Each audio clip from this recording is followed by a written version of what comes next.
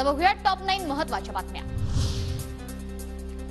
महाराष्ट्र दिनानिमित्त राज ठाकरेंची reel star Atharva Sudame सोबत रील, मराठी भाषेचं महत्त्व आणि मराठी भाषेचा वापर करण्याचं नागरिकांना आवाहन।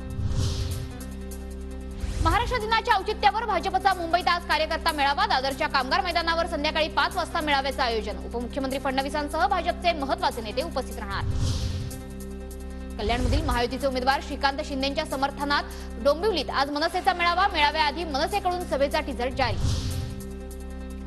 शासकीय कागदपत्रांवर आता आईचं नाव लावणं बंधनकारक, महाराष्ट्र दिनाचं औचित्य साधत निर्णयाची अंमलबजावणी। मराठी पाट्या लावण्यास टाळाटाळ करणाऱ्यांवर आजपासून कारवाई, मालमत्ता करा एवढा दंड घेण्याचा मुंबई महापालिकेच्या आयुक्तांचा आदेश। मुख्यमंत्री शिंदेंकडून ईस्टर्न हायवेवरील अपघाताची पाहणी, दुर्घटना झालेला ट्रक हा लवकरात लवकर हटवून रस्ता मोकळा करण्याच्या शिंदेंकडून सूचना। मुंबई गोवा महामार्गावरून प्रवास करणाऱ्यांसाठी मोठी बातमी, कशेडी बोगद्यातील दुतर्फा वाहतुकीला आजपासून सुरुवात, 45 मिनिटांऐवजी आता 8 मिनिटांमध्ये कशेडी बोगदा पार होणार।